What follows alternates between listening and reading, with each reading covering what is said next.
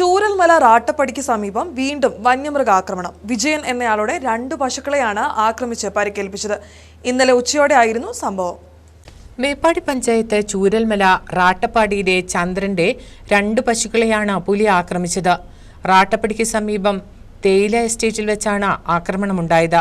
വിവരം അറിയിച്ചതിനെ തുടർന്ന് ഫോറസ്റ്റ് ഉദ്യോഗസ്ഥർ സ്ഥലത്തെത്തി തിരച്ചിൽ നടത്തി.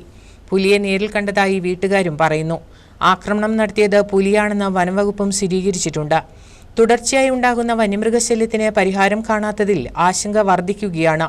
പകൽ സമയത്ത് പോലും വന്യജീവി ആക്രമണം തുടരുന്നതിൽ ജനങ്ങളുടെ ഭീതിയും ഒഴിയുന്നില്ല.